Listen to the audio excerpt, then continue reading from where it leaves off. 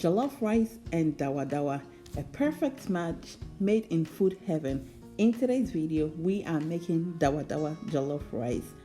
This rice is full of so much flavor, so simple but absolutely delicious. Let me run you through the list of ingredients and let's get started.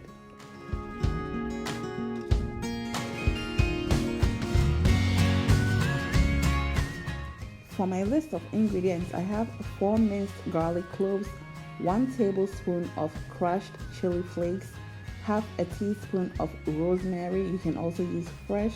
I have 1 teaspoon of ginger powder, you can also use fresh here. Then I have half of a green bell pepper chopped that I will be using at the end to garnish.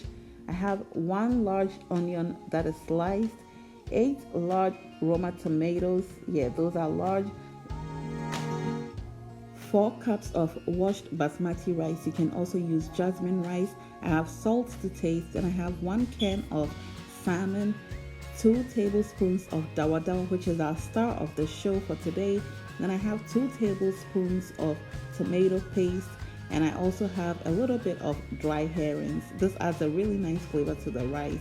Then of course you need some palm oil. You can also use your vegetable oil, olive oil, whatever oil you have available. So let's get started. In the heated pot, I'll add in about half cup of red palm oil. You can also use vegetable oil or any type of oil that you have available, as I mentioned earlier.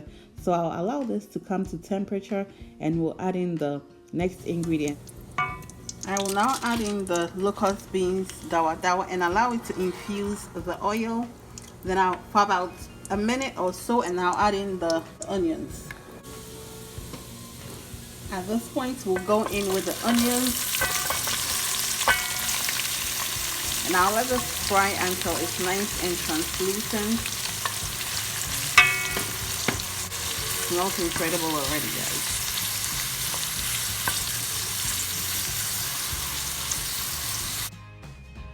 The onions have softened up beautifully, as you can see.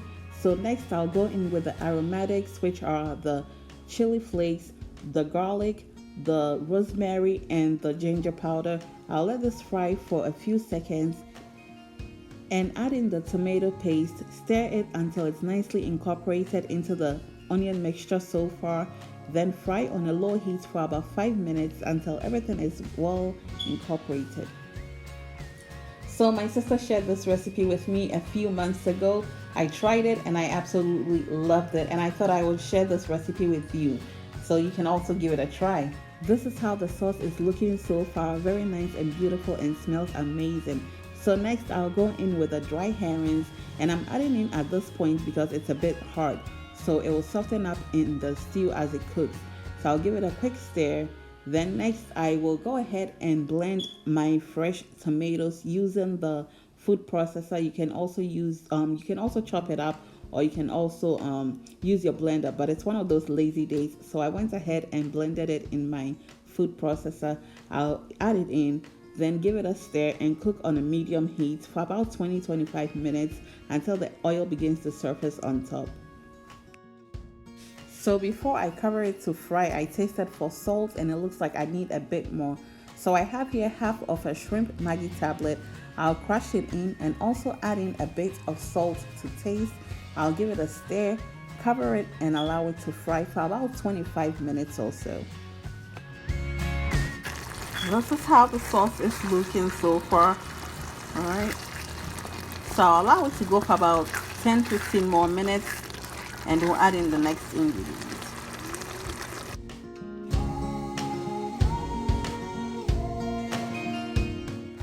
"25 minutes is up, and as you can see, our stew is looking very nice and delicious.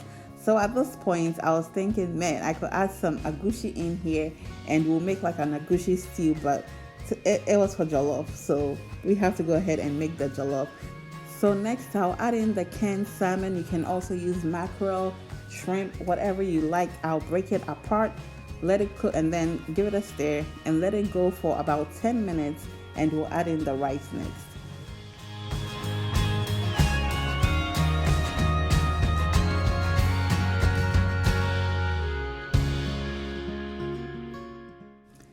Before we add in the rice, I have some basil, so why not? We'll add a little bit in there for some extra flavor, because you know basil goes very well with tomato-based stews. So we'll add in a bit there, give it a stir, and let it go for like a few seconds, and we'll add in the rice.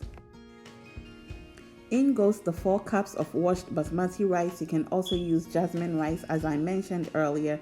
So I'll give everything a mix until it's well and nicely incorporated into the sauce. Once everything is well mixed together, I'll fry it for about 5 minutes on low heat, and I'll go in with some hot water, which will help speed up the cooking process of our jollof rice. Okay, so you want to add enough water, just enough water above the rice, okay, depending on the type of rice you are cooking. Now taste for your salt. It looks like I need a bit more salt, so I'll add in about a teaspoon of salt, give it a taste and see. And I'll cover this and allow it to cook for about 20-25 minutes until the rice is almost cooked. So as you can see, this is how it's looking, almost done. I'll go ahead and add in the green bell peppers and allow it to cook for about 10 more minutes, and we will be done. 10 minutes later, and our Dawadawa Jollof rice is ready. The green bell pepper wasn't overcooked. It still has a nice crunch to it, and the jollof looks amazing. It tastes incredible, smells amazing. The Dawadawa in there, the dry herrings, oh, so nice. And that is it for today, fam. So if you have never tried Dawadawa Jollof rice, you should definitely give it a shot. It tastes amazing, smells incredible, and the health benefits of Dawadawa, hey, it's amazing, okay? I hope you do give this recipe a try. You will love it. It gives you a different taste of jollof rice, something different to look forward to every now and then. That is it for today. I hope you really enjoyed doing this with me. Thank you so much for doing it with me. Also, kindly share on your social media platforms for me. And until we meet again, stay blessed, stay out of trouble, and be well. Bye, y'all.